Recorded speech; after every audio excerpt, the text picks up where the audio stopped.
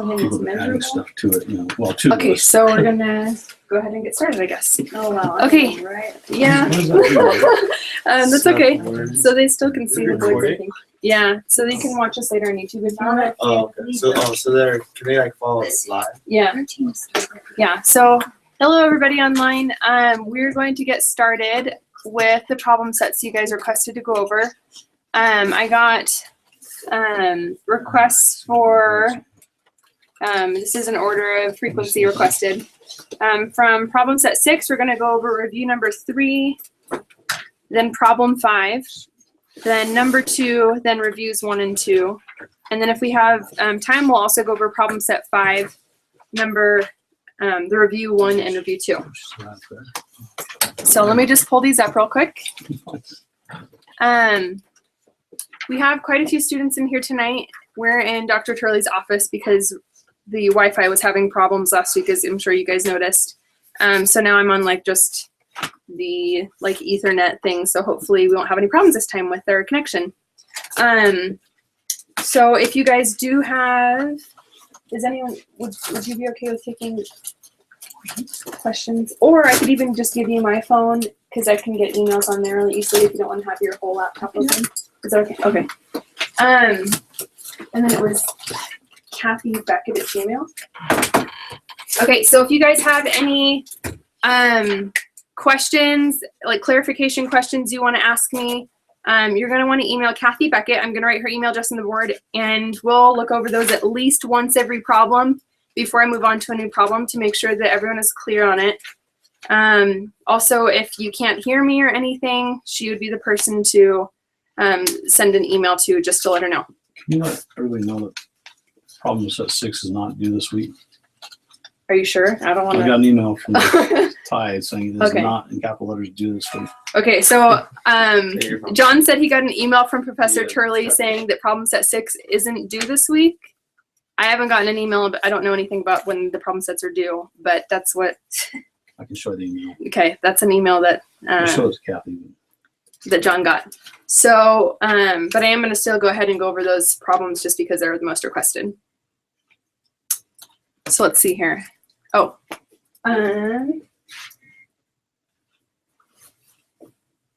was there a period in between?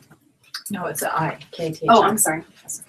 And that's because he didn't finish. Yeah, remember at the end of the class, I just sent an email saying, at the end of the class, he said we can go over PSL 6 next week. And so is it due this week? And he said it is not capital NOT due this week. Good. I was happy with that. Now I got a panic on number 5. It's almost worth going home and getting some sleep for once. Okay, so that's right. Okay. Thank you. Let's see here. So we have problem set 6. And I'm going to go over review number 3 first.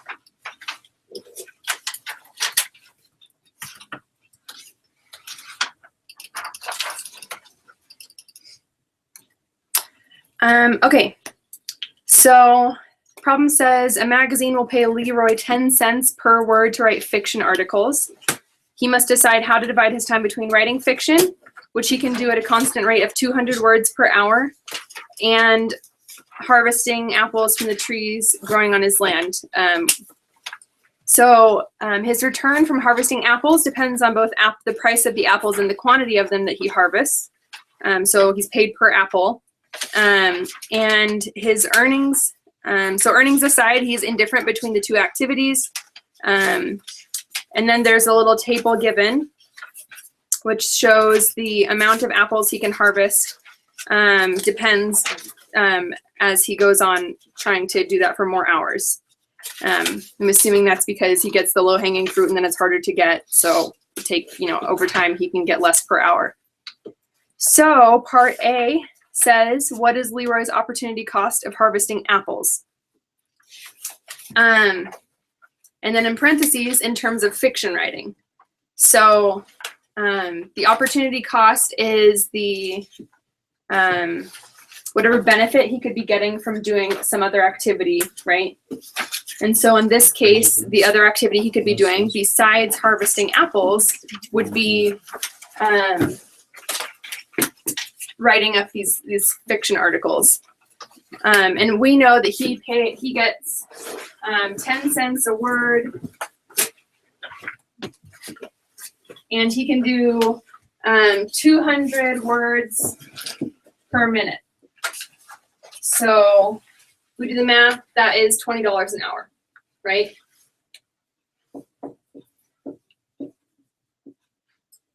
$200 times 10 cents, that's how much productivity he has in an hour for writing fiction. So yeah, $20 an hour. So that would be the opportunity cost of harvesting apples. And for every hour he wants to spend harvesting apples, he's foregoing $20 an hour that he could be earning by writing fiction.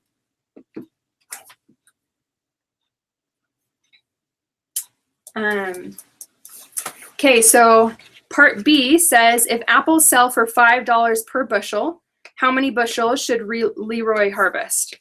So I'm going to recreate the little table that they give us just so I can do the math easier, and then we'll just go from there. So let's see here. First column is hours, then total bushels and additional bushels.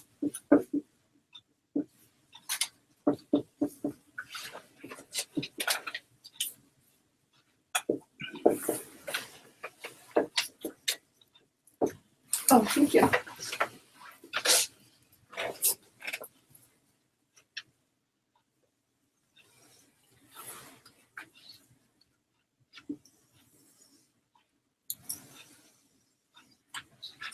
Okay, so I'm just going to recreate it exactly as it is. Let's see here.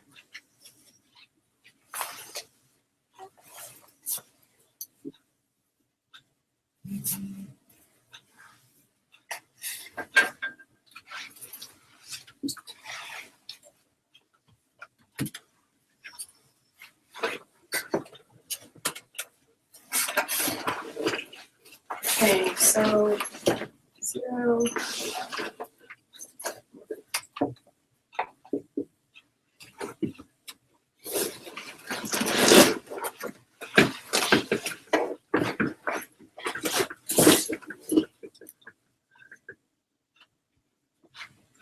Okay. Thanks, Kathy. So this is how many bushels he can produce in an hour.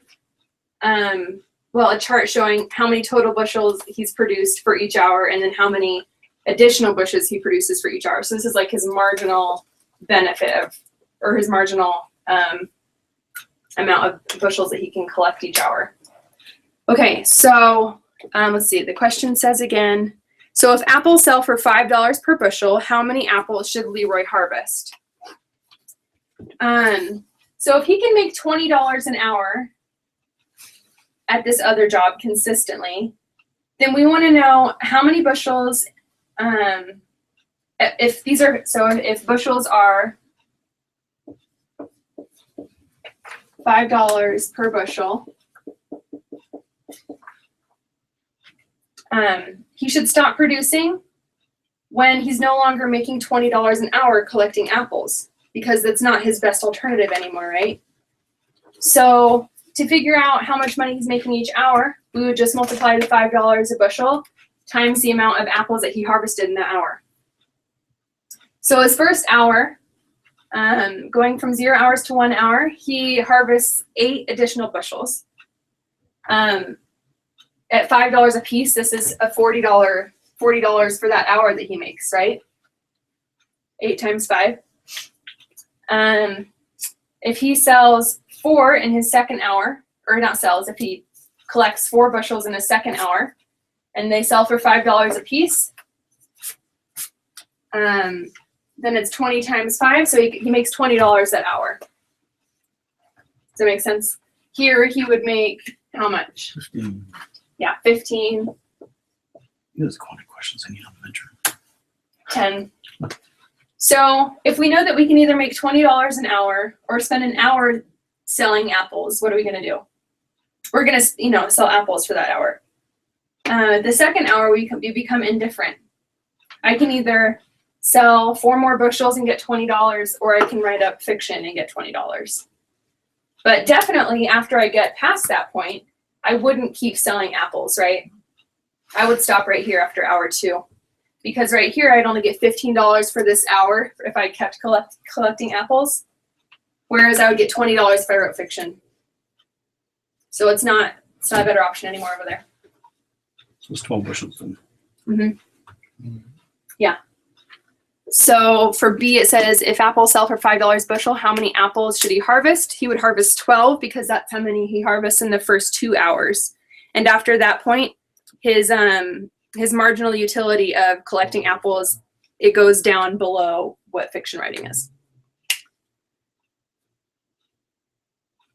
Okay, so part C says, what must the price per bushel of apples be in order for Leroy to harvest 15 bushels?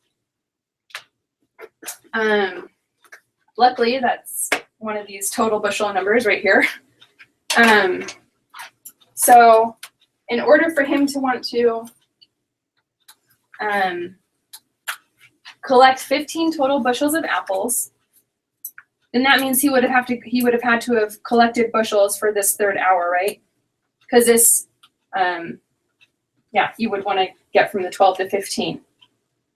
So what do we want to know then? We want to know, how do we make this last hour worth it for him to collect bushels of apples rather than writing fiction?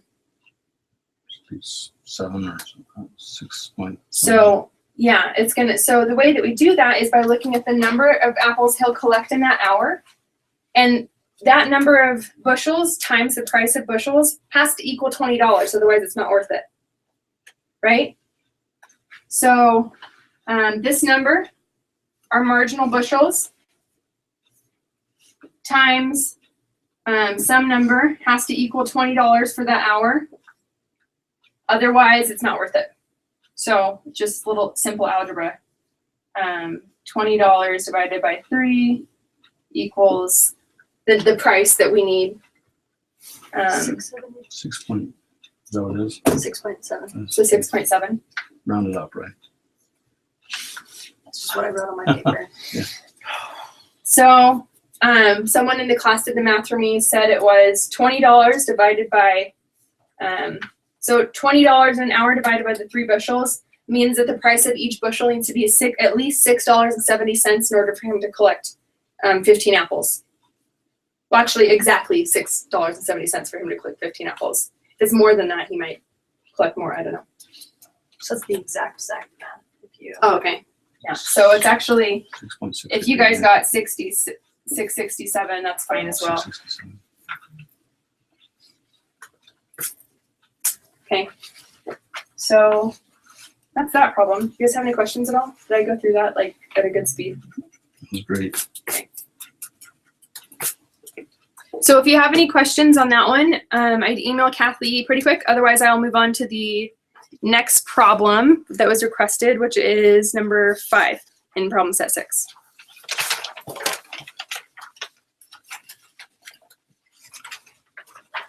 I should have voted like 15 times. Which problem were you wanting to go over? I just want to go over a third of problem set 5. That's okay. Oh, really? That's all right. I'll figure it out.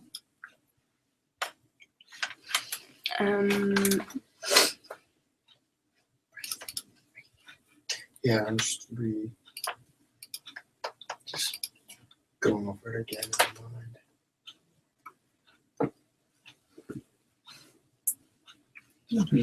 Any helps to just do graphing? You know, if there's any Any websites, helps? yeah, you know, any websites or anything to just teach.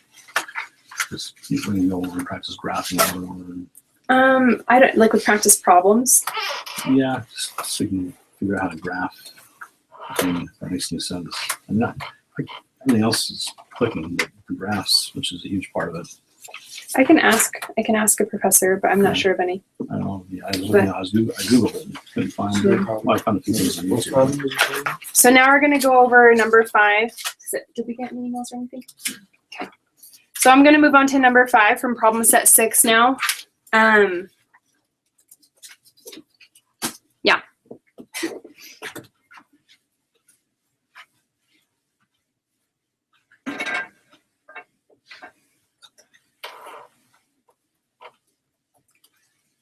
Do you guys have any questions or anything, or if I'm going too fast, or if something I say doesn't make sense, which is probably bound to happen, just like let me know, because it probably doesn't make sense to someone else too.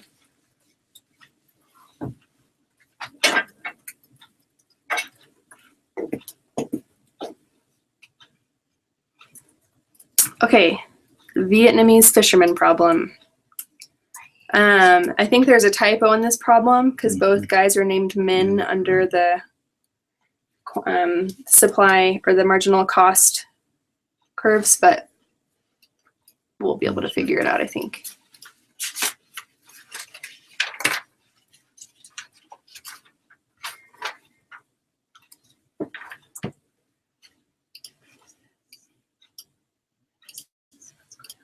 Okay, so Min and Nam are the only two fishermen on a small lake in Vietnam. They sell their fish in markets where they where there are many other fishermen. However, so they don't.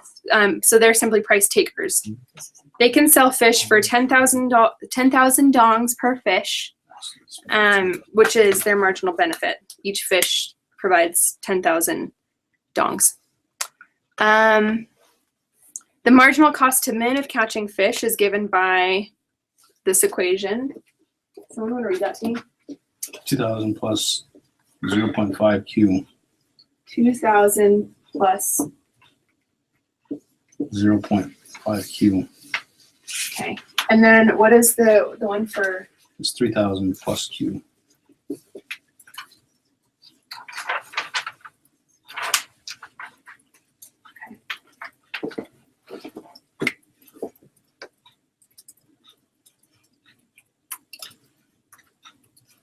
Okay, so these are the two marginal cost curves that we have given by the example, the problem itself.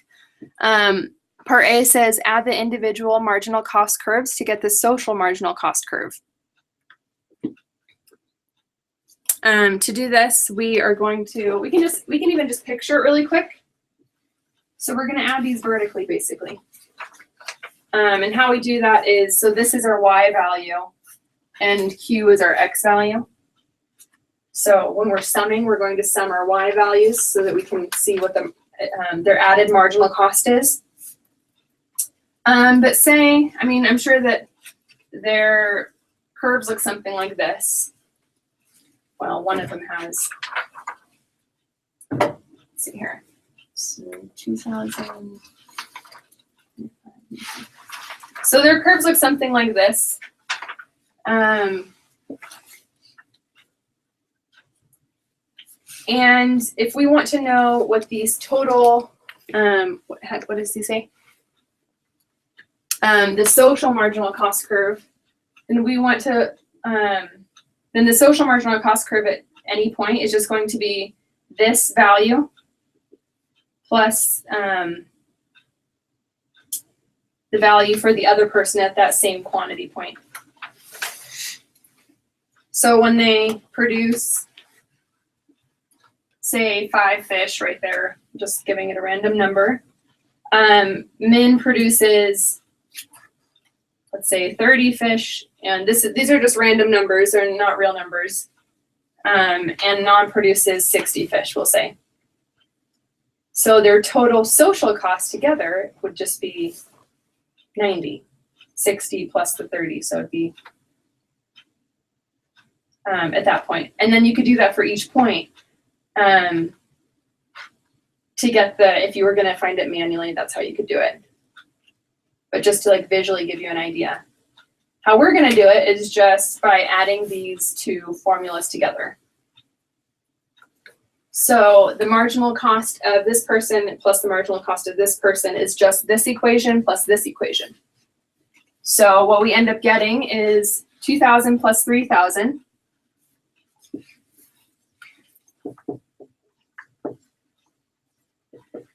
And then 0.5 Q plus 1 Q, so 1.5 Q.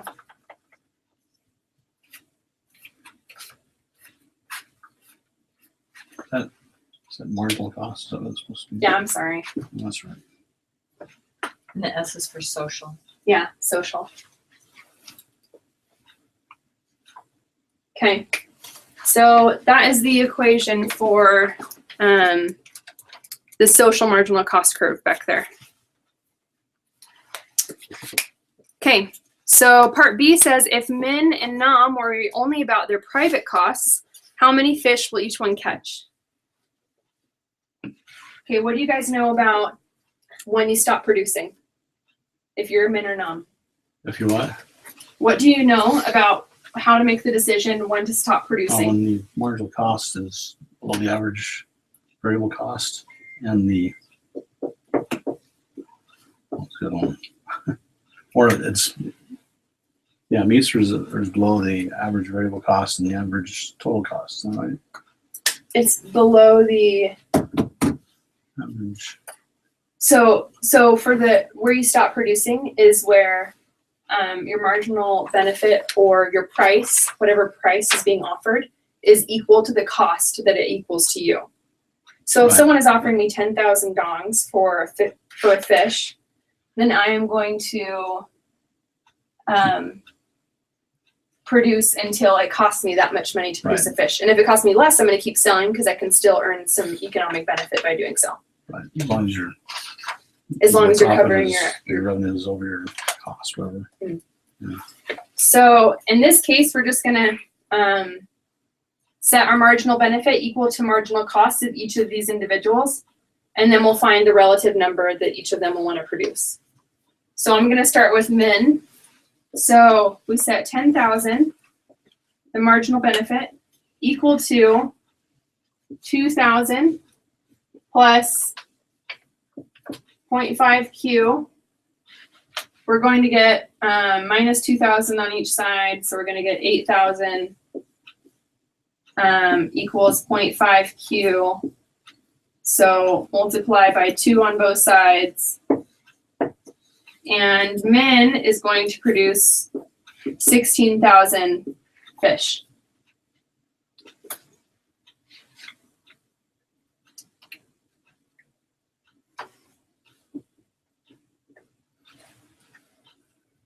So that's only for min. If we want to do, so the same thing for the same mistake that was in that paper.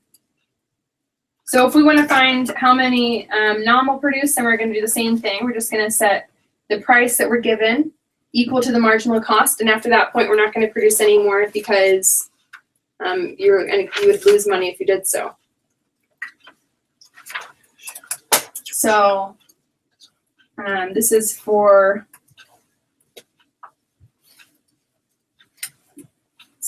nom only. We have 10,000 is equal to this equation, 3,000 plus Q. So subtracting 3,000 on both sides, we get 7,000 for the amount that he'll produce.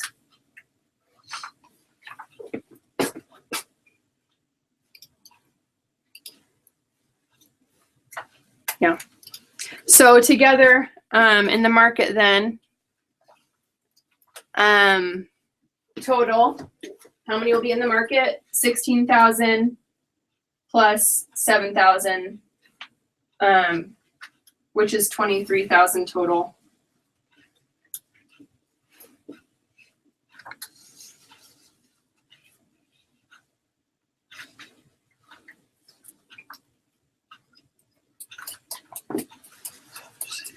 So that was, yeah, so that's part C. Okay. So now part D says, Would that be a tragedy of This the is for commons being- situation? it will be, and we'll see in a second that it is. Okay. Yeah, so right now this is how many they'll produce if they're only worried about themselves. But we'll see that when we add up their marginal cost curves to get the social costs, they should actually be producing much, much less than this. And then it'll be like a tragedy of the commons. They're producing way more fish than it's actually worth it to produce.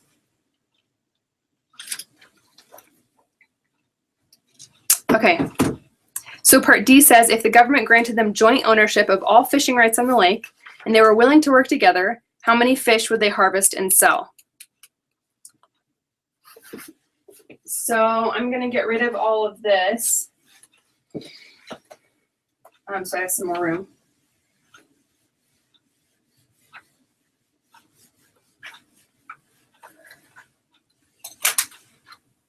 Oh, actually, I need that. Well, so NC. I'll just write it like this so it's more clear.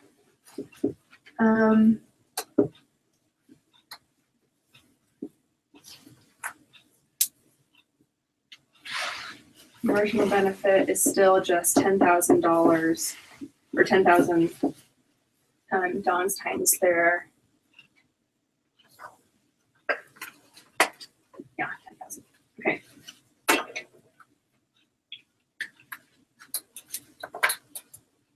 Okay, sorry, what did that say again?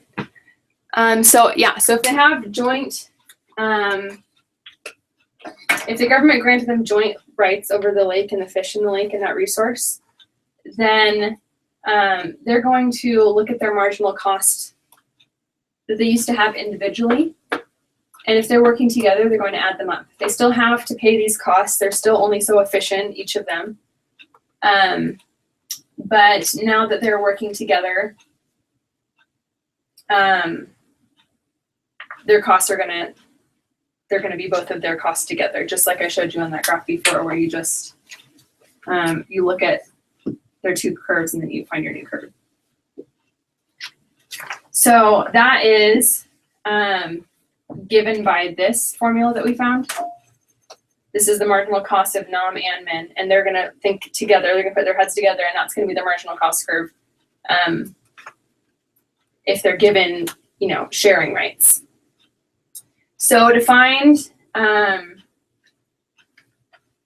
many they would produce if that was the case, if they had joint ownership over the lake, we're just gonna, again, set our marginal benefit curve to the correct marginal cost curve, which in this case is for NOM and MIN together. So we get 10,000 for our marginal benefit, set it equal to 5,000 plus 1.5 Q. It's that formula. So then we subtract 5,000 on both sides. 5,000 equals 1.5 Q. Can someone do that? Or did someone already do that division? It's 333. It was, wait, what was it? 3,333 Oh, it is? and 33 cents. Is that what you got, Lizzie? Okay.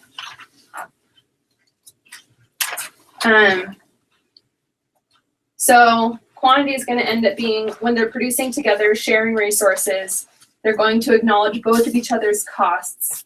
And given this benefit, they're going to produce, well, I guess you can't produce a third of a fish, so they're going to produce 3,333. So NOM is going to come out and MIN is going to come out way behind, right? Well, they're both coming out better because they're not going to be wasting tons of their resources. Before, they're producing 23,000 fish total, I think. One of them was producing 7,000 and the other 16,000. And that's really wasteful in either case, right? Because they should be only producing 3,000 total together in order to like justify the social cost of doing so.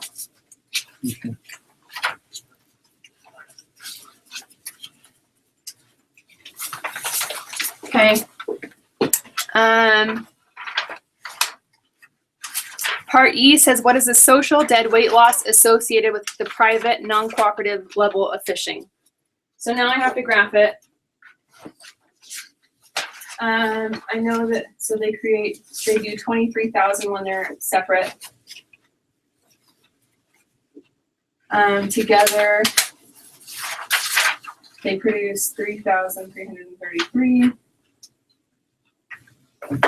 Okay. I'm gonna wrap this down here.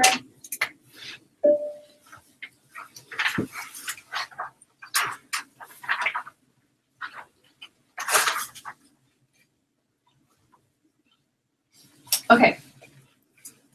So we know that, so min is going to be his intercept at P. It's going to be 2,000.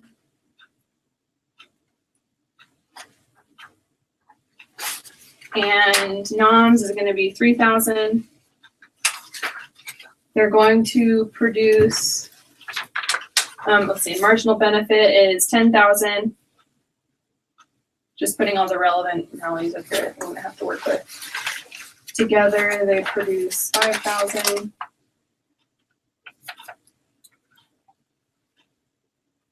Oh no, together, yeah, their intercept would be 5,000. And then, yeah.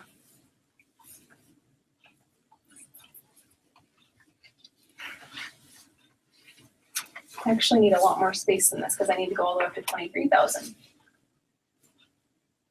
You can crunch your y-axis. Yeah.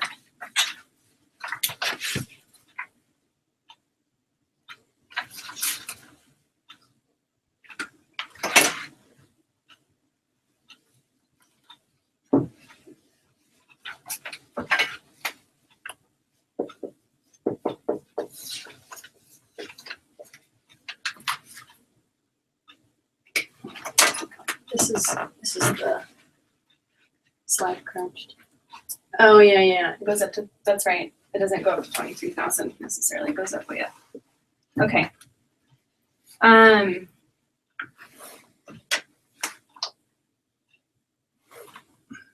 Okay. So we'll start here. So min is 2,000 plus 0.5 Q. So he might have a slope that looks something like that. Nom is 3,000 plus 1 Q, so his slope is 1, which is twice as much as min, so his might look like that.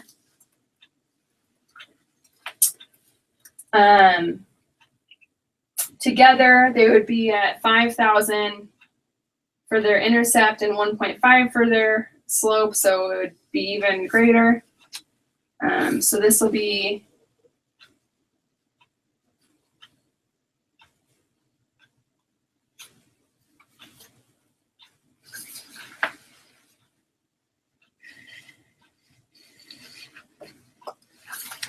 so these are all their marginal cost curves.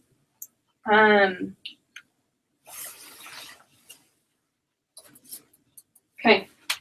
let me see here. So dead weight loss.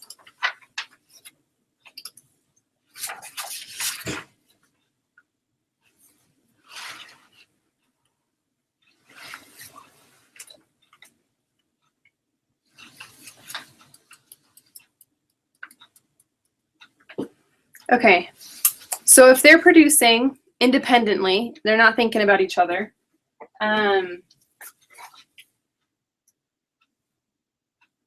Which one was it that was producing 7,000? I erased that part. Which one was min was producing 17,000? He was doing 17 and I was doing 7. Min was doing 16,000. 16 and 7. Okay, I was doing 7, yeah. So this is when they're just thinking about themselves only.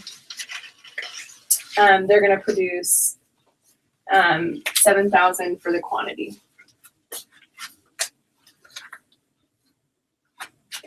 Okay, so let's see here. So their quantity is going to be 23,000 total, which is going to be way out here.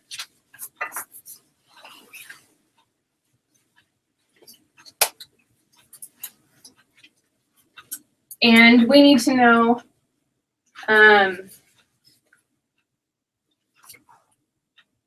okay, so this is how much they're going to produce when they're separate.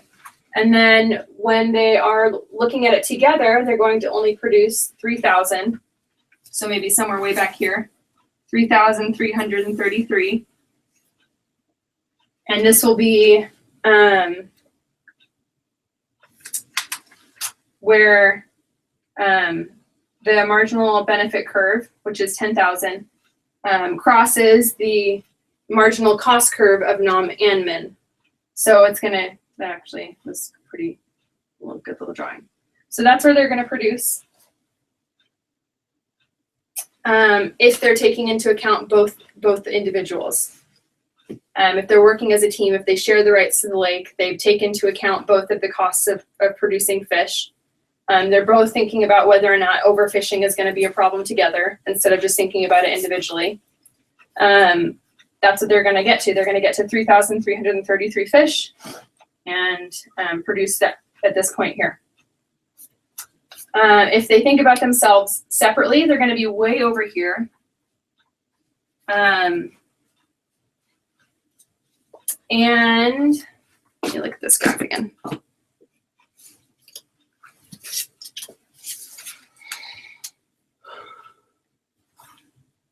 Yeah. And the dead weight loss is going to be given by the area that this huge triangle would create up until this quantity intersected with this cost curve, which is going to be like way, way up here. So I can't exactly draw it.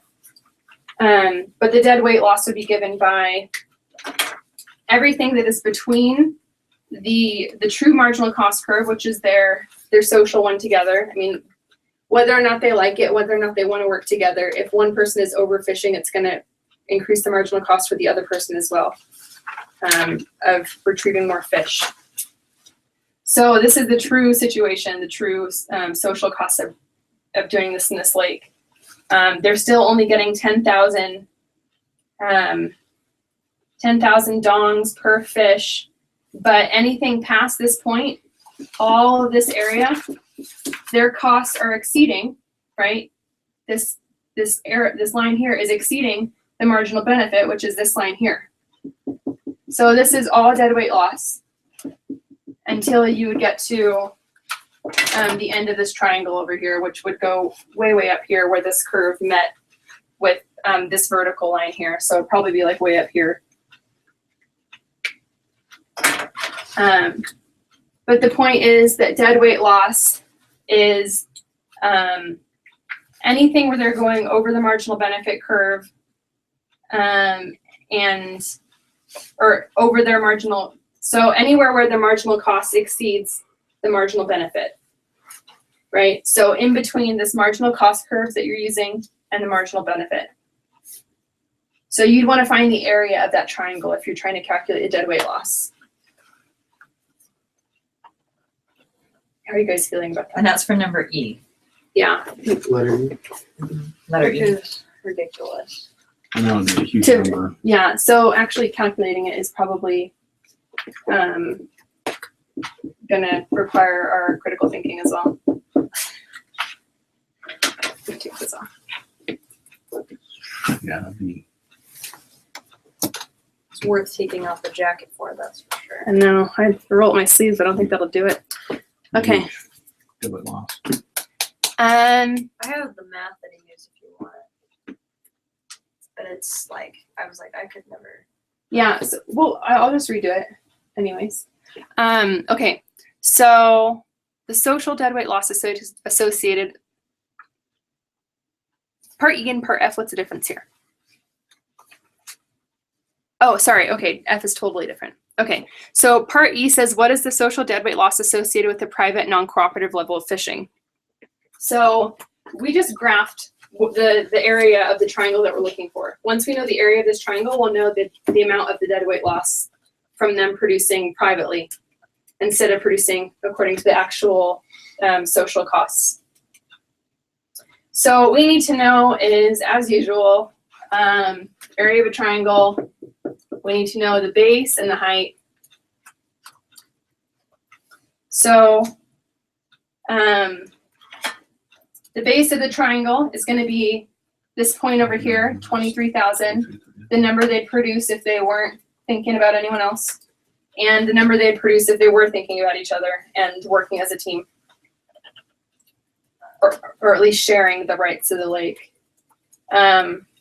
So it'd be 23,000 minus 3,333, yeah, which is, what is that, guys? 19,667. 19,667. So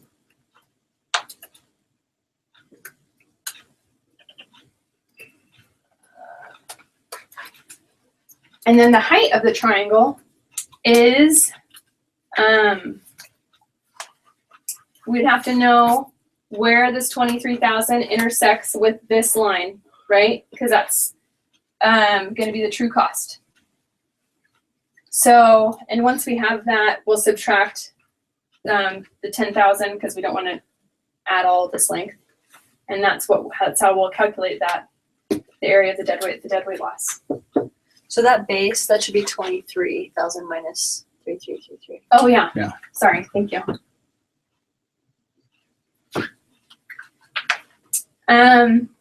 Okay, so what we're gonna do is we're gonna use this quantity. So we know quantity, we know the quantity we're producing if they're separate. We also know the equation for this line. And so we know that when you plug 23,000 into the equation for this line, we'll get the value, whatever price value it is way up here. Does that make sense? Mm-hmm.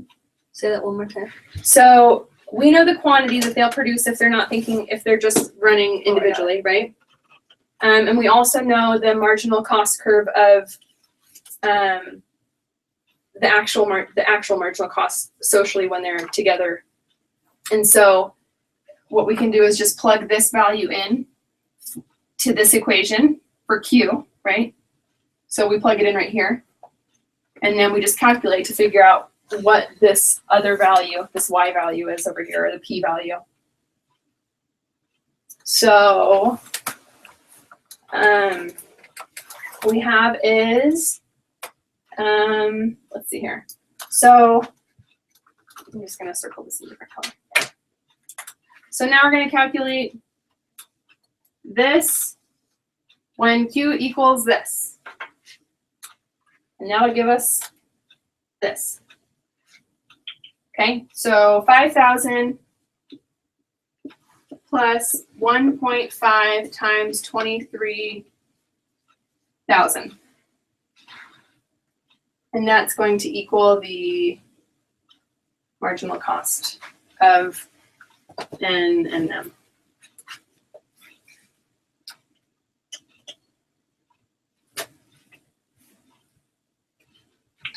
$39,500. Okay, thanks. So Kathy says, and I trust her, this is 39,500. So what that's to say that this point up here is basically 39,500 for the P value. And it is 23,000 for the Q value. Just another way of, the different notation. So we still haven't found the height. What we have found is this P value. If we subtract this 39,500 minus this 10,000, which is where the marginal benefit line is, then we'll get the difference, the height, right? So, yeah. So it's going to be 29,500. So dead weight loss is equal to the area of this triangle. So what is it? 1/2 times this times this. It's going to be huge. Has anybody got that? I was just about to finish and figure out Oh, what I had. can I borrow this for a second? So if you multiply this out, you're going to get 290 million, 88,250 dong. Thank you. You're welcome.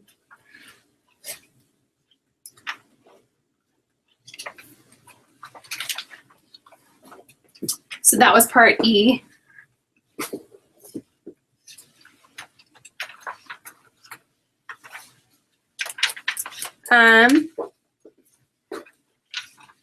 Is it really hard to even follow me when the board looks this crazy? No? No, So, starting to follow That you was, what the board that was weird. this guy. It's not that, it's something else. No, I was just trying to.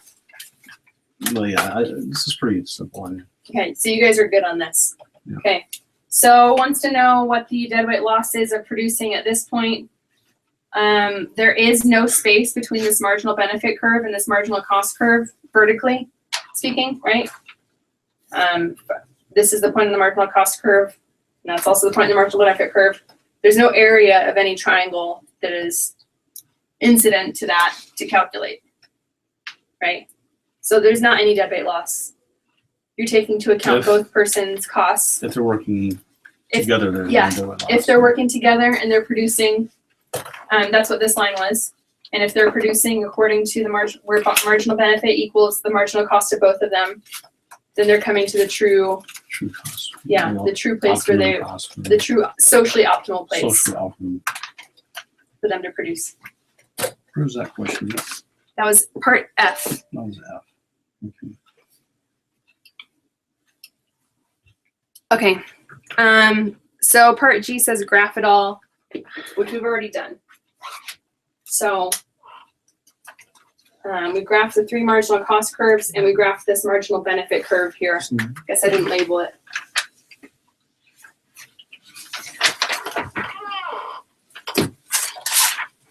So that's the end of that problem. If you guys have any questions, email Kathy real quick and we'll get those answered before we move on. So I'll give you guys a minute. And then also, I don't know if you guys have any questions or anything. No.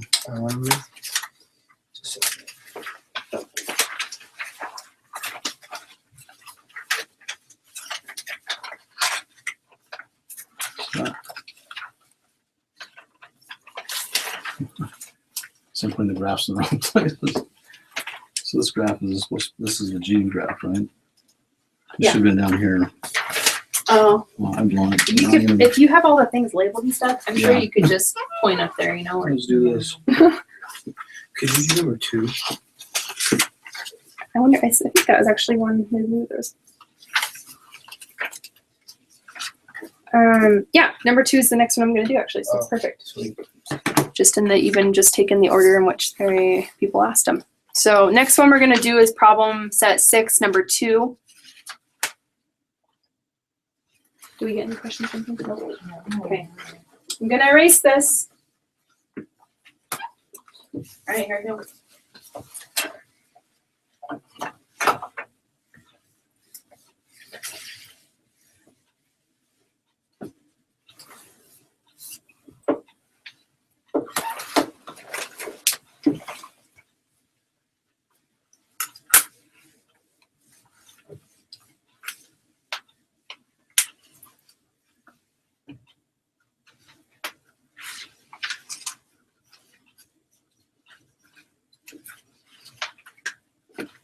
Okay. Let's see here.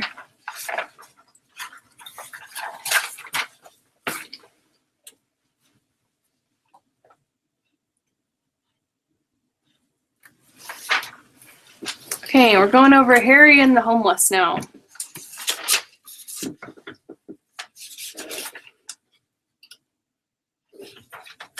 Okay, so it says Harry gets utility from helping the homeless in Hamilton, New Hampshire. His marginal benefit for each homeless person helped is given by the equation. His marginal cost for each homeless person is also given. And our first task is to graph the scenario. So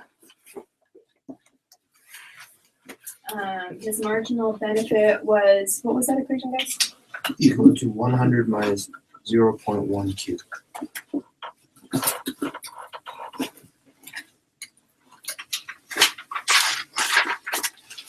And then the marginal cost was, 20 plus 0.5 Q. it was what? Sorry. 20 plus 0.5 Q. Plus.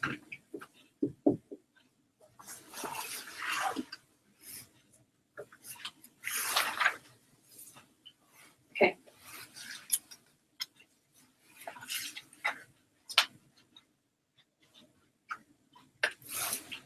So I'm just going to graph these two.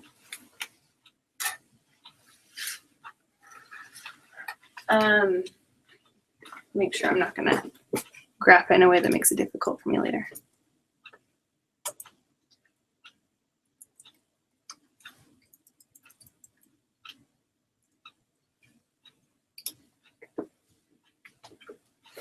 Okay, so we have one intercept here, maybe at 100. And the slope is -1/10. So let's see here. It's not going to be very steep.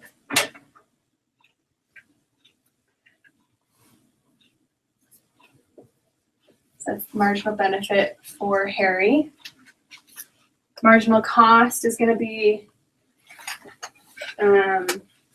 intercept at 20 and slope of about 0.5. I think I'm going to redraw that just so I can make it closer in.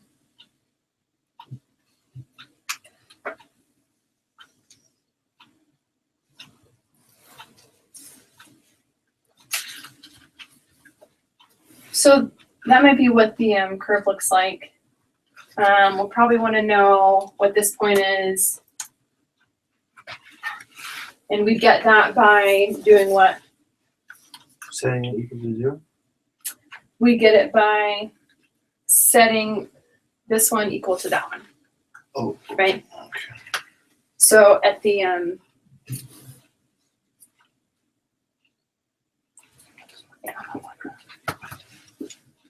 This one I didn't.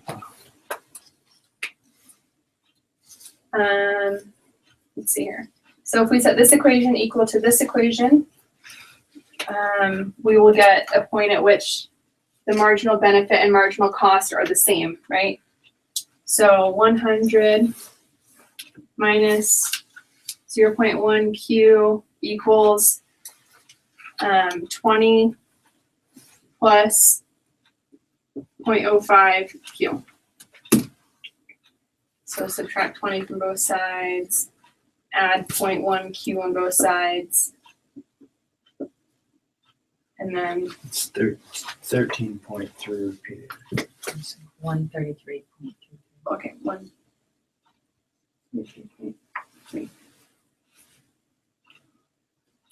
Divided by 6. Divided by 6 or 0.6? Oh, I did 6. Mm. Okay. That makes a big difference. Okay, so this quantity is precisely where those meet. So this is 133.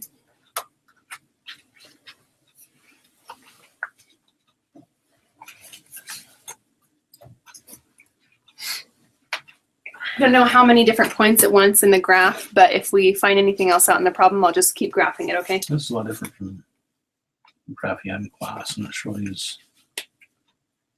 Can I see?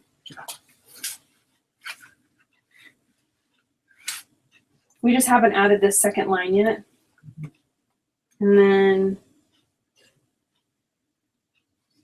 So the other line is marginal benefit, then, right? We just have it steeper. yeah, so this is going to be the marginal benefit once we take into account the homeless people's benefit as well. Okay. Yeah. So we just His slope's just like different. I tried to make it look like this slope was 1/10, but his slope looks like it's about -1. no, maybe one. Yeah. Okay. And yeah, so it'll look similar though once we put the other one up there. So if Henry thinks only of himself, what does it say? How many homeless people will he help? So part B says if he thinks of himself, how many homeless people will he help? He's gonna help as many homeless people as it's worth it for him to help, which is the number that we just found. We found the quantity of homeless people that he will help if that's his marginal cost for helping, and that's his marginal benefit from helping.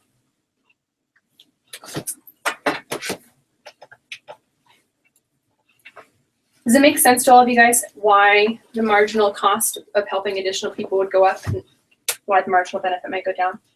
No. Okay, so Harry, his name is Harry. Did I change his name? So Harry is, he feels some kind of positive something from when he helps homeless people. The marginal cost of helping one homeless person probably isn't very difficult. If you just think about like how easy it is to find that first homeless person. Oh, okay. I You see know, what it you're might be saying. super easy, and then as you go on, it becomes harder to find people, maybe harder to get resources for him, and so it's going to just get more expensive to help every single homeless person. Oh, I see. And the marginal benefit might go down. He might feel really good about himself after just helping one, and then a little bit later, he's like, "Well, I still feel good, but not like it's not like quite the high as it I was see. helping the first person or something." So the marginal benefit starts at 100 there and Goes down a little bit. goes down because it's more people he helps, less. The less he gets. utility he gets out of it. Okay. Maybe he still gets satisfaction out of it, Not as but much as the first. yeah. So the 100 is the marginal benefit for all the homeless people. Oh, correct. So 100 is how much marginal benefit he gets out of helping. 100. Oh, Well, that exact point doesn't really make a ton of sense, because what that point is saying is I get this much benefit out of helping this quantity of people, and of course this quantity of people is 0. Uh-huh. So it doesn't really make sense until you get to like the 1 point. Oh, okay. And then the 133 is the marginal benefit for. And then the 133 is the quantity, so number of people, homeless people.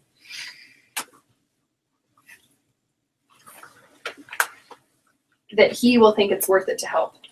And then Okay. and then after that point, he's gonna say, but it's because of what? So I don't know what this value is here. Let me find out. the way this picture. 133. She's a black marker. The black. One. Yeah.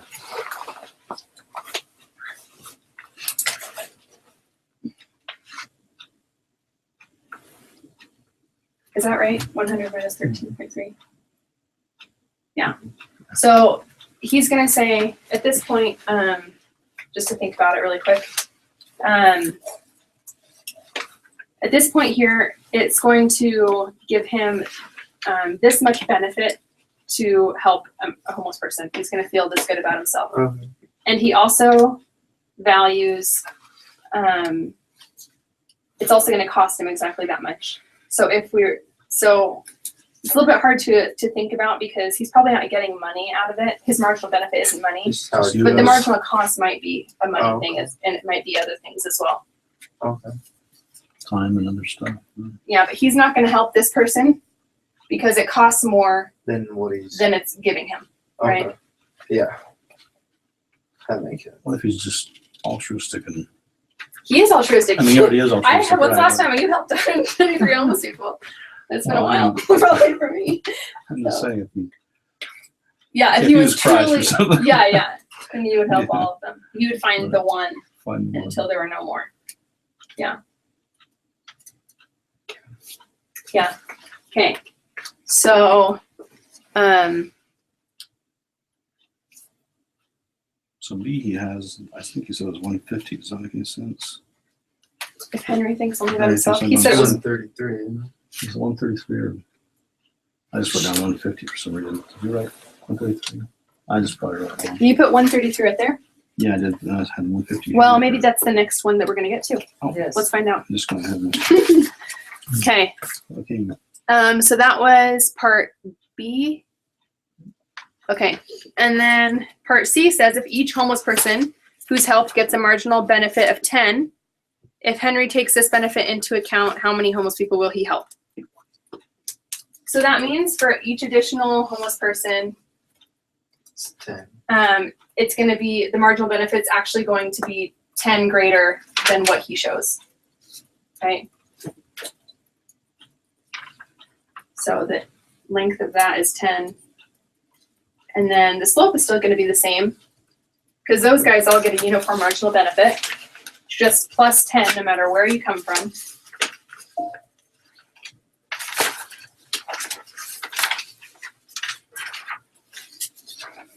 And so that is the marginal benefit of Harry plus homeless, so AJ. Well, that doesn't make sense. I'm just gonna put S for social.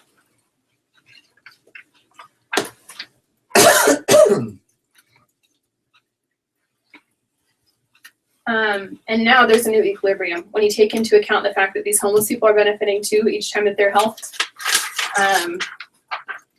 you're going to come up with a new equilibrium. There's a new most optimal place for you, a new most optimal number to help.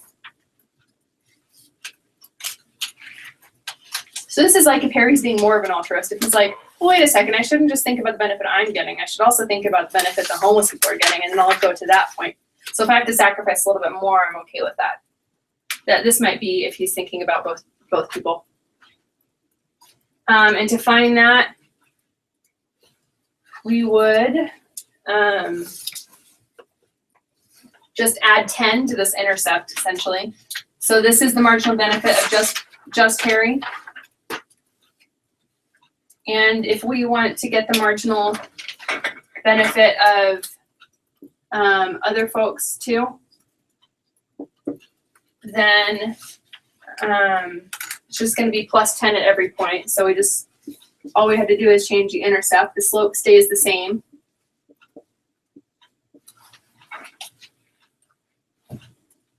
So you don't add an additional 10Q or anything. You just add an additional 10 to the intercept.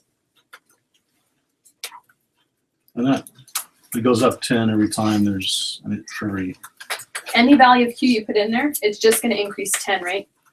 yeah, because each person has a marginal, each homeless person who's helped gets a marginal benefit of 10. Mm-hmm. So you could even think about it like this. So this is Henry, right?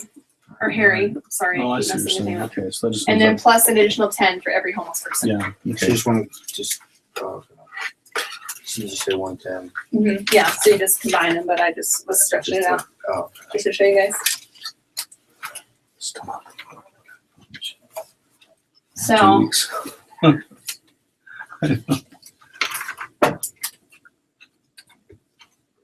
okay, so if we want to know where this line meets this line, then we're just going to set the marginal cost curve, which there's still only one marginal cost curve. We're going to set that equal to the new marginal benefit curve, which is this one. And we just found that formula, which is here.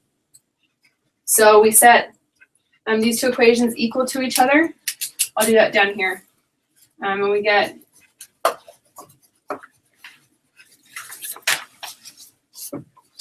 we're going to get 110 plus 0.1 Q, or minus 0.1 Q, I'm sorry guys. Minus 0.1 Q equals 20 plus 0.5 Q. Subtract 20 on both sides, add 0.1 Q on both sides. And then what is 90 divided by 0.6? 150. 150. Yeah, so there you go. There's your 150, John. Yeah, I knew they're somewhere. So this is telling us just the Q value. So along this line, the new number of homeless people that he'll help. If we wanted to find the new cost of helping, then we'd want to know this new value. And we would just get that by plugging in the 150 into the line that we're intersecting with, which is this one. Actually, it's either one in this case, right? And then we could solve and get the p-value right there as well. Does that make sense? So you set that equal to 150. Yeah, if you set It doesn't matter either this which. one or this one with Q as 150, you'll get your right value. So we put, So I could just do it real quick if we want. Could you do that? real Yeah. quick? Sorry, that's really. No, that's all right. So I'm gonna set, I can choose either one of these to find the marginal benefit or the marginal cost if I'm trying to look for this value right here. And I'm just gonna choose this marginal cost curve. So it's gonna be equal to 20 plus 0.5 times, what's our quantity? 150. Yeah, 150.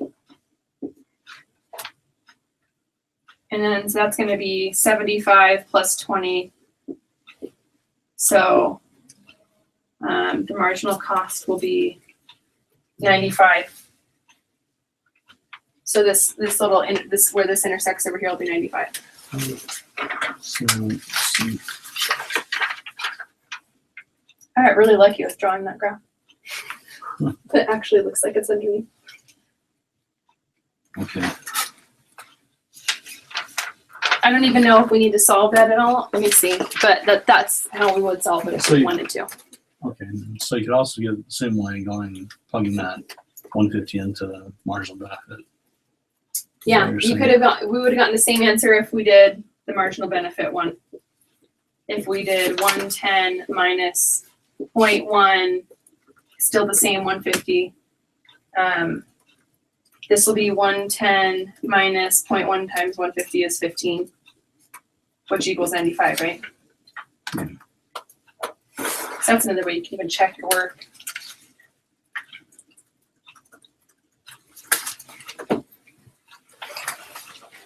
Okay, is there any more in that problem? So part D is kind of subjective. I think in the slides it has some examples of ways that Henry might. Did he change his name too? He totally changed his name Henry, too. sorry. Yeah. Yeah, just so we have no idea what Henry's all. Yeah, we don't know what Henry's up to. Henry's up to. We've been worried about Harry. Okay, so what he might experience as a marginal benefit, we already talked about that. He just feels genuinely happy when he helps people. He, might look good for some girl, like, well, he's so charitable, whatever. Some reputation. Harry experiences marginal benefits. It might be his job to help homeless Yeah, people. Maybe he's like the director of a nonprofit. Gets a good reputation. How can you know that? How can you know the difference between what he's experiencing and what the homeless people feel? How many utils he gets versus the homeless people? Well, We know the homeless people get 10, I guess, for every. the only reason we know how many utils he gets is because of the equation is given to us. So he just say, Interestingly, he gets 100 utils out of helping one person. Right. And One that one person person only gets gets 10. 10. So he gets way more out of it than even the person who's receiving it, right? He gets 5 times more or 10 times more Yeah. utils than the homeless person. So In Let's see. in some cases he does. it was 10 times better than. So that's kind of, that's just like he just randomly drove this problem. But yeah, I think it'd be really difficult for that to be the case in real life, probably. Maybe not, I don't I know. guess you get into it philosophically. Yeah, so maybe we shouldn't do that. What do you think, Jim?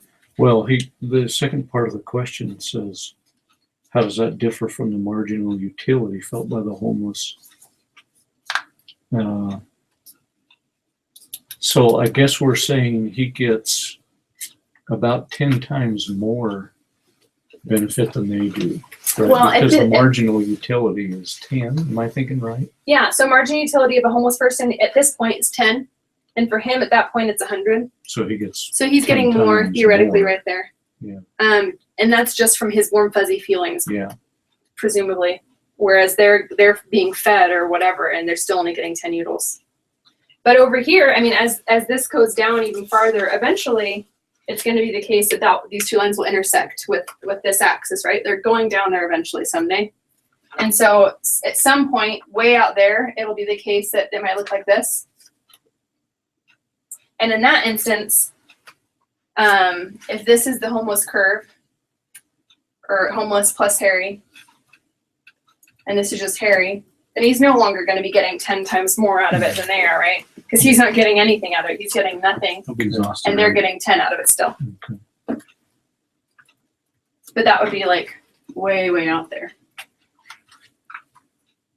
So it's not always the case that he's doing much better. So he's just going to get wiped out. Well, he's never going to get way over there because he's going to quit when it's before he gets to that point, right? Maybe. Well, according to his marginal cost curve. Yeah, that's true. He will eventually. Yeah. I have Kathy. a comment from an important listener saying that it's hard to see the orange marker. Oh, So okay. any other marker besides orange will be great. The Okay. next problem. There's a black one over there. I bet purple would work, green would work. It's just orange. Okay. Okay, we won't use the orange marker anymore since we heard your comment. Okay. So that was part D. Are we satisfied with part D, guys? Yeah. Part E says, oops, I just skipped it.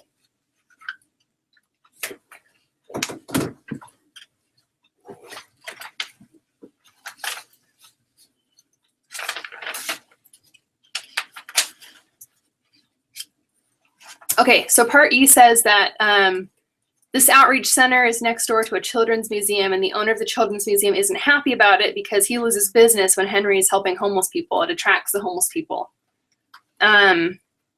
So if this is true, this is true if Henry helps 1 or 1,000 homeless people. It's still going to result in a $50 utility loss for that museum, no matter how many you're helping. So if Henry takes this externality into account, how many homeless people will he help? Okay, so this one is probably the most difficult concept, I think, in this problem to understand. So we're told that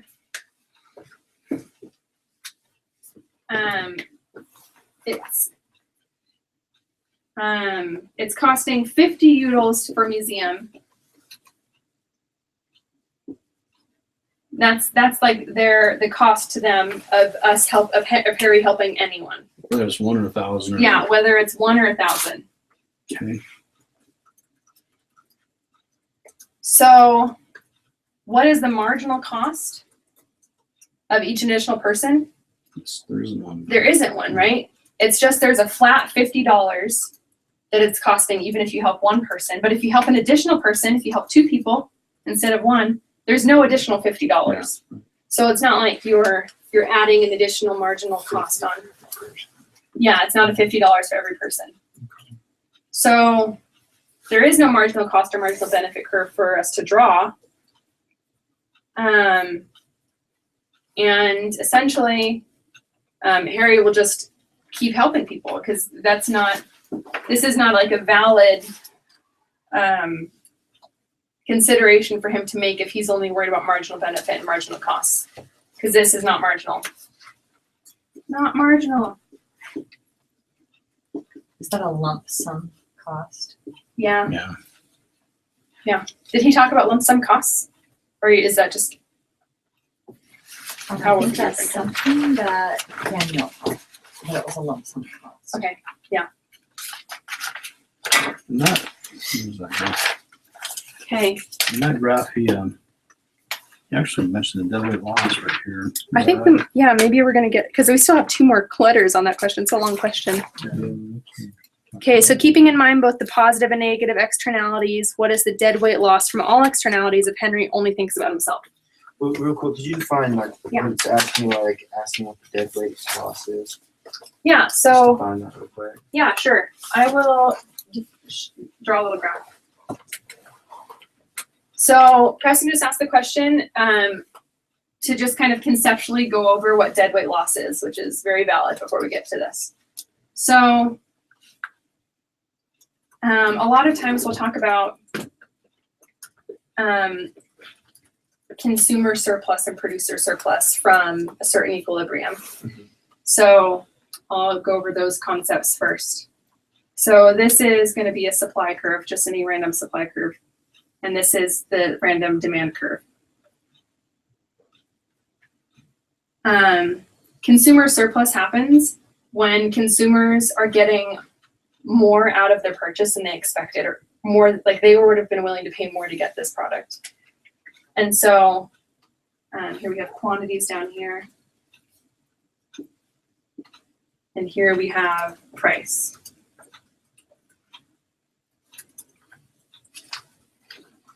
So if we're looking at consumers here, they're in the demand curve, right? Then this guy, so this is the actual price, right? Mm-hmm. This is the equilibrium price and quantity. So PE and Q, actually it's QE and then PE. So this is the equilibrium actual. But so this guy right here, he was willing to pay more, right? Say this is 10, this is 7, and this is 5. He was willing to pay $10, but he only had to pay 7, so he's getting $3 out of an extra $3 out of the purchase. And like each one of these people is getting a certain amount extra out of their purchase until this person is paying exactly what they thought it was worth. So that's consumer surplus, and this is producer surplus, which is similar. This guy was willing to sell it for $5, but he got $7 out of it, so he got $2 of extra benefit out of it. Dead weight loss happens when, for whatever reason, you're either not taking into account all of the marginal costs and marginal benefits, which will be the case over here, or maybe there's some government or something that is not allowing you to produce. Say they put a price cap on the amount that suppliers are allowed to charge. So it's So not then, sugar cut it anymore. yeah, it's not going to be. The equilibrium is not going to be reached, right? So then all of these people who, for instance, this person would have been, like, these people would have been willing to enter the market. The market doesn't even exist there anymore. It doesn't exist past this point. This person might have been willing to pay $7. So this person right here on that demand curve would have been willing to pay $7, and this person would have been willing to supply it for $7. But that situation isn't allowed to exist if there's a price cap at $6, right? And so all of the extra benefit those people would be getting out of their purchase doesn't exist anymore. So it's dead weight loss. The market, like, there was still more benefit to be had between people trading, but you stopped it short somehow. Oh no. So over here, And I said it's because I can see where the government could do that, but if you just, you also said marginal cost or marginal benefit are not taken into account. How would that happen how they not take that into account, or I guess would that be a business not taking that into account? so we're going to do the marginal cost to marginal. You're asking about how deadweight loss. Yeah, I just said works into that one. loss. You said it's either because marginal costs or marginal benefit are not taken into account, or the Yeah. government gets involved and puts a cap on price. I can understand the government putting a cap on price and that causing deadweight loss. But you don't understand how the deadweight loss happens over here. Yeah, with marginal costs. Okay. Benefit. So that's what we're going to go over, because that was the next part of the problem. But this is just like the general idea of deadweight loss first. Yeah. So if Harry's only thinking of himself, he produces to this point, right? Mhm. If he begins thinking about the social benefit or if he begins thinking about the benefit that homeless people get and his own benefit, he produces at a different point. And this is like a truer, this is like the true social benefit from his work, right? Is on this curve. It takes more into account than just his own curve does. And so the deadweight loss is going to be the space between the marginal cost curve, where the marginal cost curve where he would produce by himself, and marginal cost curve where he would produce by himself, and the difference between the area underneath that. Sorry, I need to say this in a more eloquent way. So this is going to be the deadweight loss area right here.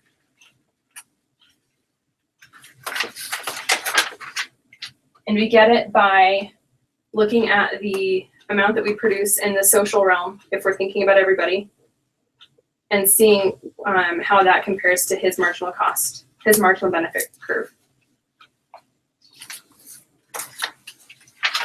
Or maybe I put it on the wrong side, actually. Maybe that's my problem. Let me think about this for a second. I think you told me to go on either side because the triangle will be exactly the same. Mm-hmm. The only problem you're right, it'll be the exact same size triangle whether I draw on this side or that side. But if you had a problem where it was like unbounded or something on one side, then it could maybe cause problems depending on what side you put it on. He had it on the left. You had it on this side? Okay, that makes sense. You just went to that.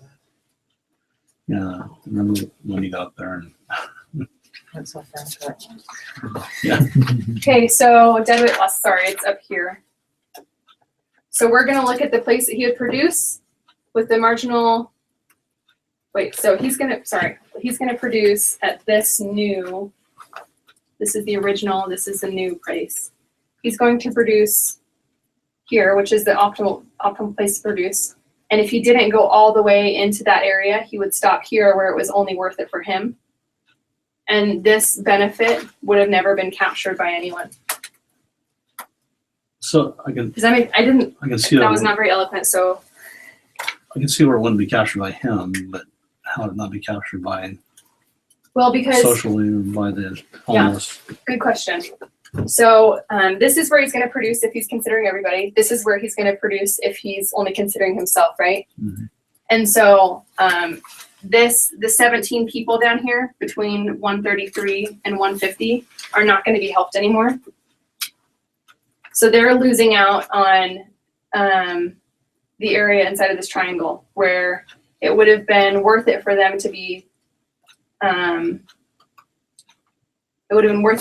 helped at that cost, Oh, I see. Okay. because you're adding in their utility in addition to Harry's utility. Okay. But those people aren't being helped anymore if you stop short of the social utility. And so that area That isn't makes captured sense. anymore. How is that? Makes sense. Is anyone not convinced? I wouldn't be surprised. No, it's good. How are you guys feeling over here? You good too? Good. Your explanation over here really helped it click for me. Oh, very good. So, Same here. That's good. Now, if I could, if they ask me that question on a test, graph this, I just be like, okay, this is. The thing on the test is once the explanation makes sense to you, that's like really what you got to fight for. It's just for it to make sense. You don't have to fight to memorize things because that's going to be really difficult on the test when you're given a problem you haven't seen before. But if you understand like the concepts, Yeah, that's yeah. then even in the class, in the test, if you forget, you can just explain it to yourself again. Say, well, what would logically make sense? I understood this at one point, So that's what I'm trying to do is memorize concepts or understand Yeah. concepts. So Which luckily you guys are going to have this video online later. If it helps to like look at it all again, you can do that as well. yeah. Watch you every day. I'm going to start doing my hair if that's the My- case.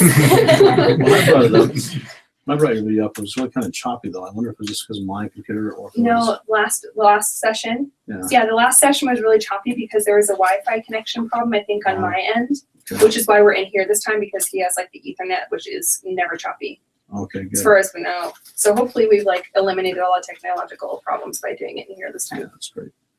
Was there a question online, Kathy, at all? No. Okay. then it must be all right, or they would have commented because they commented on orange, right? So I bet I could guess who commented. There's one student that's really good about giving me feedback about when things are working and when things are not working. This was our team I leader. bet you're wrong. This was Really? our Y team leader, You guys have two. Tucker. Tucker. Tucker? Okay. Tucker. That's not what I would have guessed. You're right. Tucker's awesome. Well, good. Thanks, Tucker, for your feedback about the orange marker.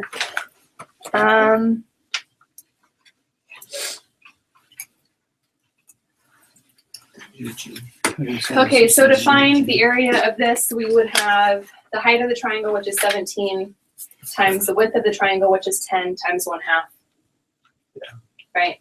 So the area would just be 1/2 times 17 times 10. So 170, so 85. That's not a question here, is it? I think it's maybe It just says in part. point out on the graph. Just point out the graph. That's right. it says, what is the dead weight loss? In part F, isn't Yeah. that part of it? I would think that you might have to calculate it if this is what is the dead weight loss. Because it.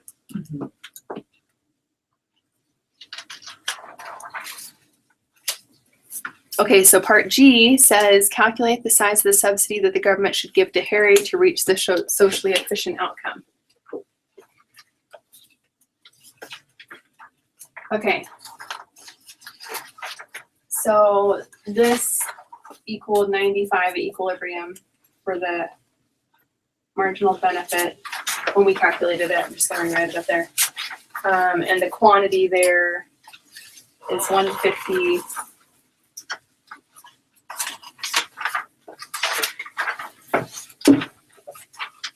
Okay, so part G, wait, what does it say again? I always forget.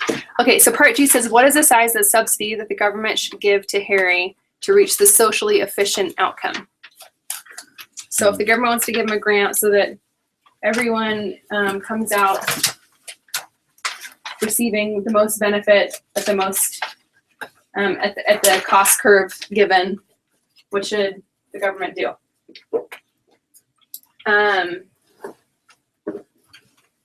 So, left to his own devices, Harry by himself will help 150 people, and he will spend how much money doing it? Did we ever figure that out? We can just figure it out right here. So 20 plus 0.5 times 150. Wait, Well, why sorry, are you, times why are you 150. using the 150? Was No, it- yeah, good question. That was wrong. Thanks, you caught me. So if I'm trying to, the 133. yeah, yeah. Okay. So it'd be 20 plus 0.5 times 133. Good job, guys, catching my mistakes. If it's Yeah, accomplished sure. right now. 66.5 or something. And it ends up being, what was it? I don't know, 20 plus 66.5 or something like that. Isn't Yeah, it? I don't know. I don't 60, calculate. I yeah, don't yeah. calculate. so it'll be 86.5.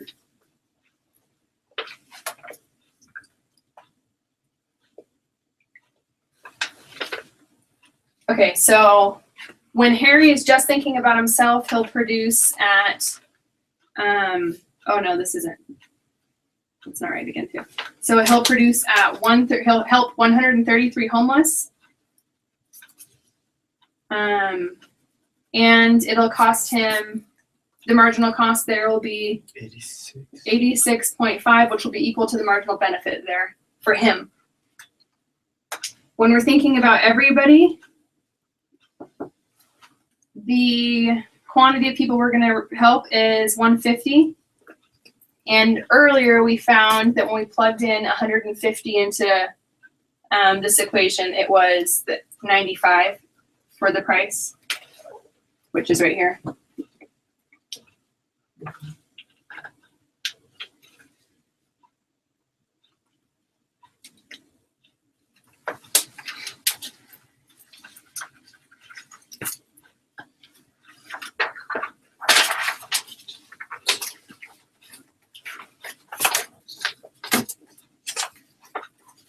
Well, I guess I'm like thinking through this as we go because I don't have the answer key. So, and I don't think it was in the slides, right? It was. Yeah, this one isn't in the slides. Okay, so thinking about this logically, we know that the marginal benefit curve shifted up 10 when we decided to include the utility of others. 10. 10 per person that they help, right? And now we are being asked, how much should the government provide to Harry to make sure that it is worth it to him to help that many? You just do 10 times 150? Because that's the, Yeah, so that would be, that would give us the quantity of money that the government would give. But I'm trying to think if, it seems to me that the government should give them a margin, give him something marginal. For each additional person you help, we'll give you this much. So that it's not just another one of those like museum things where there's just a lump sum. Does that make sense? sure, so can it just be $10 per person? Yeah, that's what I think it would be. Would it just be arbitrary? I mean, Well, no, because if the government wants us to get to exactly that point, and if this is the world that we're currently living in, then in order to make it worth it for Harry so it to would be help additional people, they need to make $10 it his per person. marginal costs. plus 10. Yeah, his marginal costs need to go down. So if the government is giving him $10 a person to help, his marginal cost will be going down by $10 a person as well.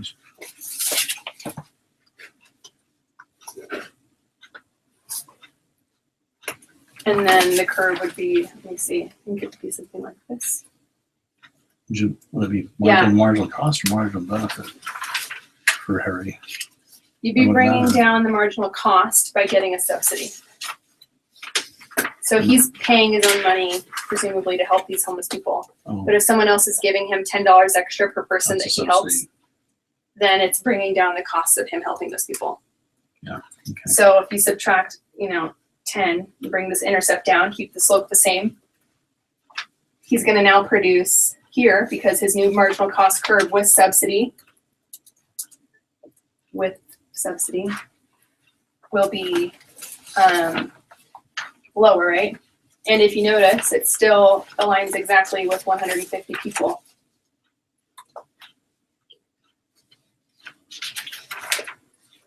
Does that make sense? How do you feel about it? No, but it's okay. No, it's not okay. That's why we're here. Okay. I'm gonna just erase this and draw it clean. Okay. Actually, I'll keep this axis because this could be helpful. The rest of it, no.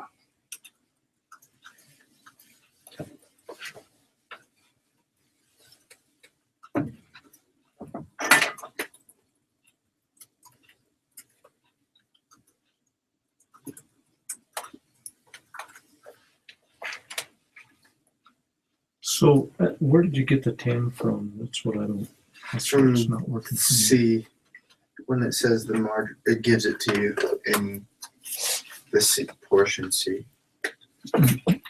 So you mean, why am I saying 10 for the subsidy? Yeah. Yeah, it's basically just because in part C, we added an additional, so let's see, the marginal, I'm just gonna draw it real quick and I think it'll make more sense.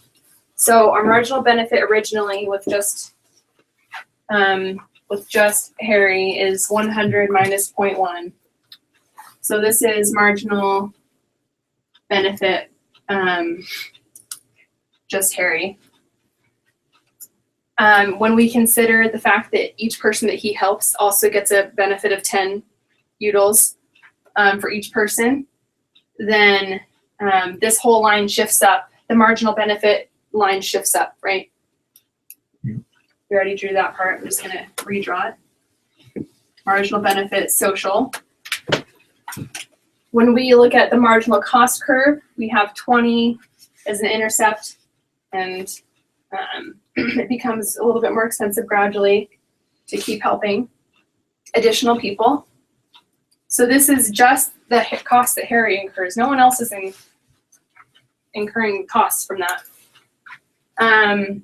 We have where Harry would produce, if it's just Harry thinking about himself, we'll call that 0.1. And where he would produce if he were considering The social. the social benefit, which is 0.2. This was equal to quantity 133. Mhm. This was equal to quantity 150. We know that the area between these two curves is 10, right? And we want to know now for this question, how much should the government provide? And so in order for Harry to want to produce more for people, we need to find out where this marginal benefit line for just him equals 150, and somehow the government needs to make it so it's the case that when he is producing there, his marginal cost is also over there, but right now it's higher.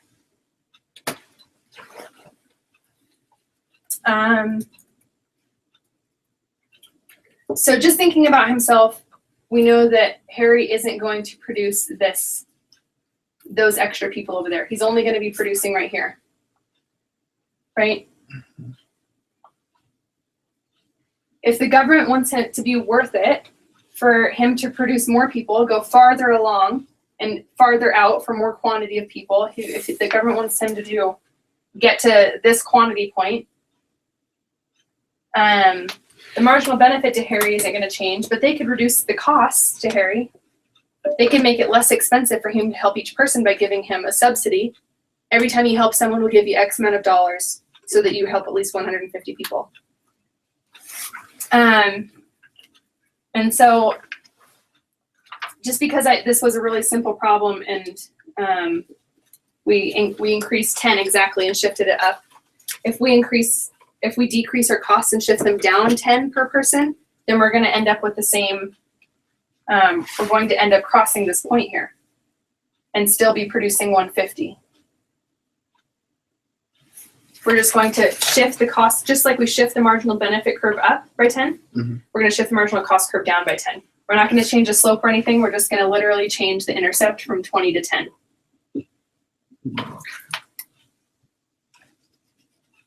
So the slope's the same, but now he's producing 150, right? The cost it's gone down because the government is providing a subsidy to make it more cost efficient for him. Or not more cost, I don't know, that's not the correct term to use, but cost less per person to help him, for him to help. I don't know why the my graph it shows that would intercept with the marginal cost of Harry at 150, 10. Was I decide to drop on or? What did, I'll just on this graph on class camp, they can't see anymore, so I'll just ask them later. Because I can't line. I'm just gonna say on mine 10, 20 intercepts at both 133 and it crosses at 150 on 20. yeah, that's this Is that line. right? Yeah.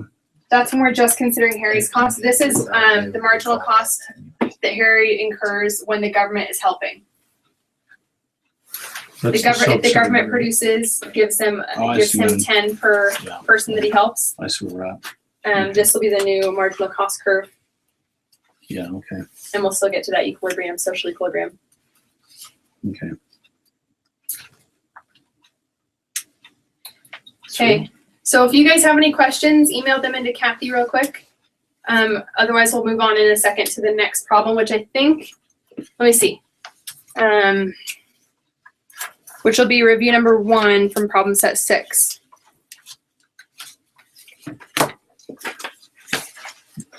All right, so I didn't. this says calculate the size of the subsidy with the government. So we graphed it, but how do you calculate the subsidy? So I guess if you want to know the exact amount that Yeah.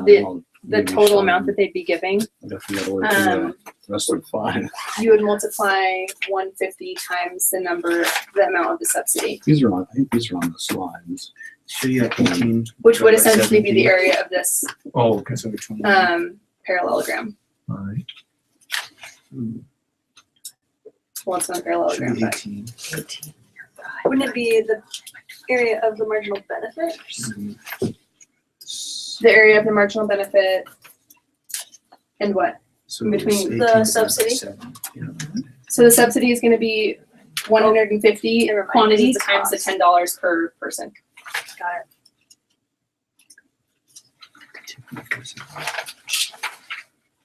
What do you think? Works for me. Do you get any questions? Okay, so we didn't get any questions, so I'm going to move on to review 1.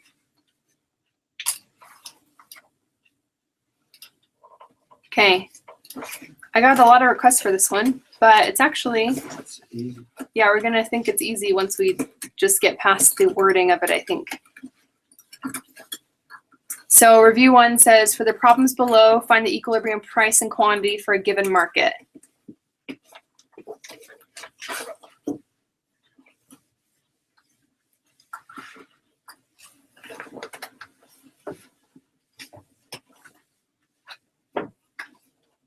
PS6 review.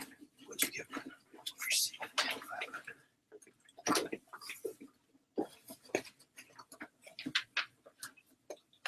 Okay, so I think I'm just going to calculate like one of these because you're all going to calculate all of them the same exact way using the same methods.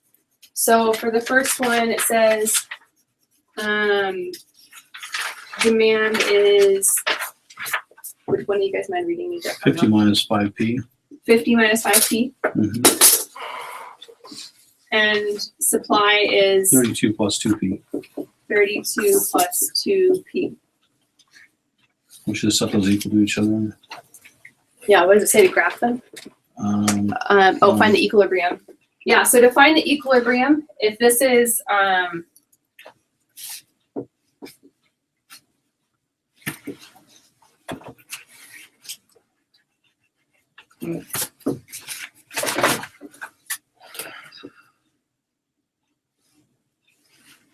I'm just gonna draw it real quick. So 50 minus 5p is gonna be downward sloping like this. 32 plus 2p is gonna be up. Oh, I did it wrong. Supply is 32. So we're just gonna try and find this area, this point right here, the equilibrium point, which we can see is where these two lines are equal to each other. So there's one point on these two lines where they cross over together, and we find that just by setting quantity demanded equal to quantity supplied, which will give us this quantity, or this price, sorry, by setting, and that'll give us this quantity. And then after we find that, we can plug that value in to figure out what the price is there. So QD equals QS. So we're gonna have 50 minus 5p equals 32 plus 2p. Add 5p on both sides, so we get 7p equals 82. And p equals, what's 82 divided by 7?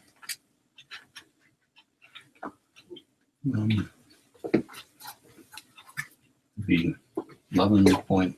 Shouldn't you subtract 32?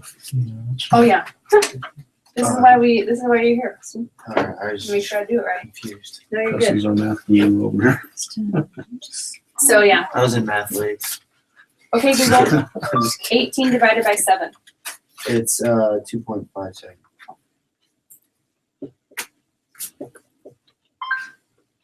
The answer is 2.57. You're even faster than Google. He heard. He heard. Copied you? Yeah, he heard what. Okay, so So what's that saying now? that doesn't Like, seem if you right to could- me. What did I do wrong here? That's what I got. I got that wrong too. Because we have. I It mean, would be 30. Yeah, that's right. I think it's right. That's right. oh, I think that I think I might have mixed up the The supply. Oh, you know what I did, guys? This is the problem, I think. And this might be why people requested these problems to be done. So normally when we look at these problems, we have, I think, or do we usually get it P equals something times Q?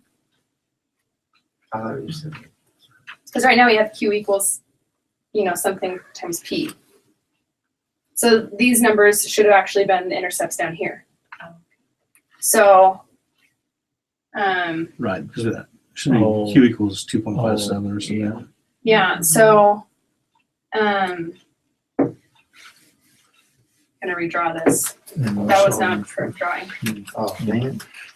So, and the reason was because we were treating this as if it were the Y value, but That's really that really was the X, yeah. Oh. Okay, so I don't know if you guys online heard that, but the problem I think might have been that we were treating, I mean, sometimes we see this equation P equals some number plus something times Q. But in this problem, we actually have it flipped around. And so this isn't the y-intercept, that's the x-intercept.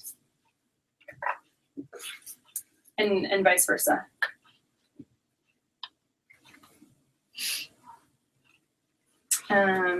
Q, P, I guess I'm just gonna 2.57 is where it's gonna cross with some quantity. I guess we can figure out what that quantity is now.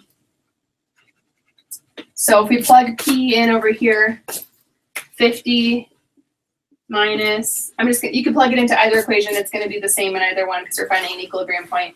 50 minus 5 times 2.57.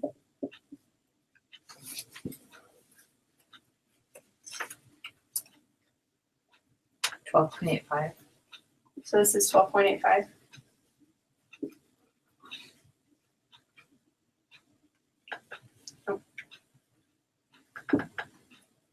So this is 37.15. And that is equal to quantity. So this quantity point down here is going to be 37.15. That's where they're going to intercept. Now I'm going to go back to drawing the original lines. So we have an equilibrium at 32 and an equilibrium at 50.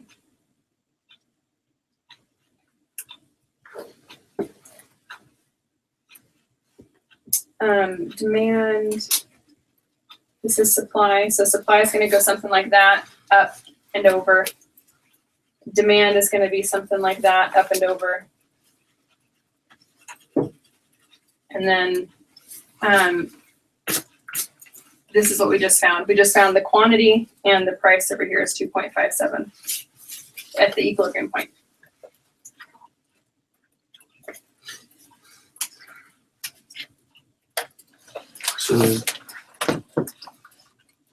So the equilibrium price is 2.5. Mhm. Okay. Yeah. Just It just in didn't make the sense mistake was before. made in graphing. Okay. Yeah. So just, it didn't make sense before when we had 50 and 37 and all of a sudden, or 32 or whatever it was, and 2.57 was in the middle. It didn't make sense. And that's because I had graphed it wrong. Okay. So in the other problems that you're doing it, guys, I would just like find the x-intercepts that are given, which are it's just the number by itself, Mhm. and mark them on the graphs. And then you know that demand is going to be going down into the graph and supply is going to be coming up out of the graph. And then the only other point you need to find is just the equilibrium. And then that's fine. You don't have to really draw it to scale or anything. Well, actually, you don't even have to draw it. You can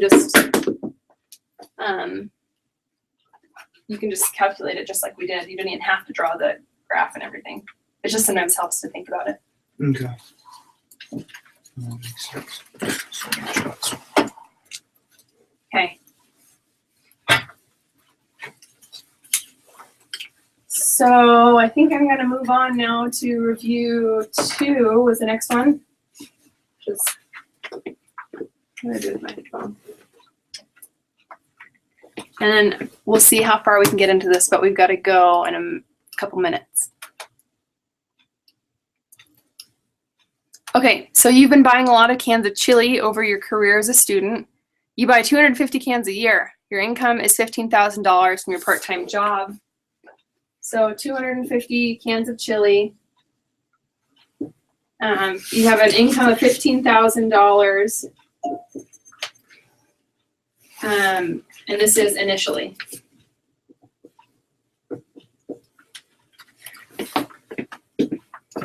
Your income rises to $55,000.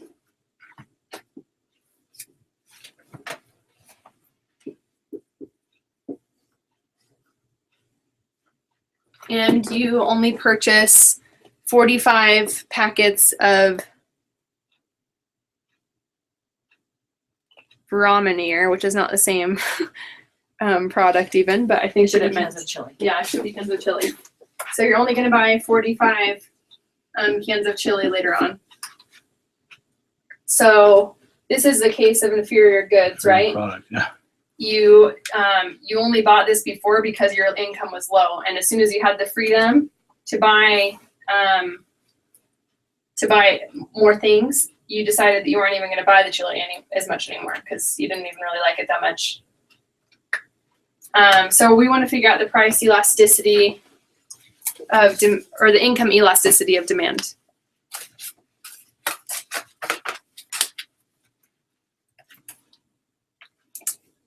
So first we find the percentage change in the quantity demanded. So we're going to do change in quantity over original quantity. And then that'll be over the change in income over original income. So change in quantity is going to be 250 minus 45.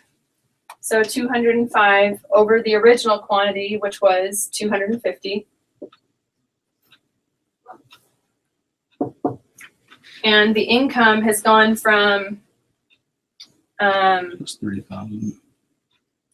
15 to 55. negative 40,000. Yeah. Over the original, which is 15,000.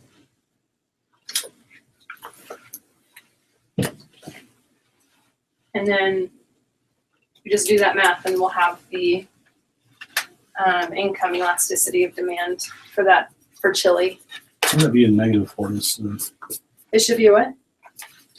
would it be 40 or 30? Changing. We're going from 15,000 to 55,000? Oh, yeah, right. It's all right. It's 10 Scratch o'clock. that. I know, yeah. My throat's getting dry. Well, yeah. So we get 0.82 over negative 2.667, which equals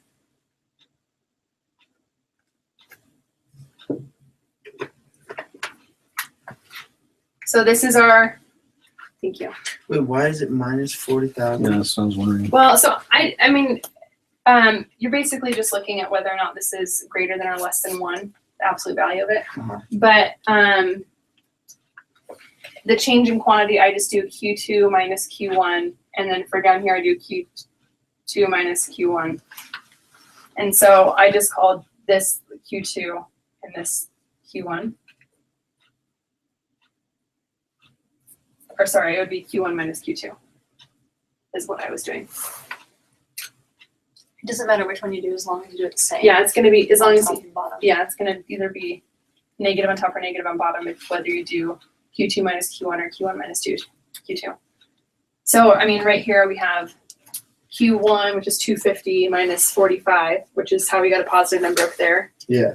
And down here we have 15,000 minus 55,000. So you're grouping 250 with 15,000. Okay, I get what you're saying. Okay, that Yes. makes sense. Makes sense. So I just like kept the order the Yeah. same. No, that makes sense.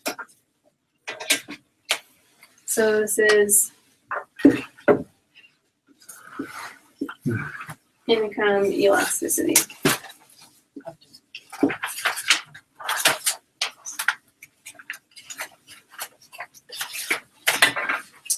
Okay, so that was problem set 6 for you too. 2.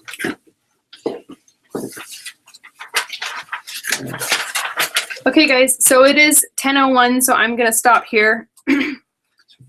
We got through most of the most requested problems that we were planning on getting through, but we will be here again Saturday. So thanks for joining us.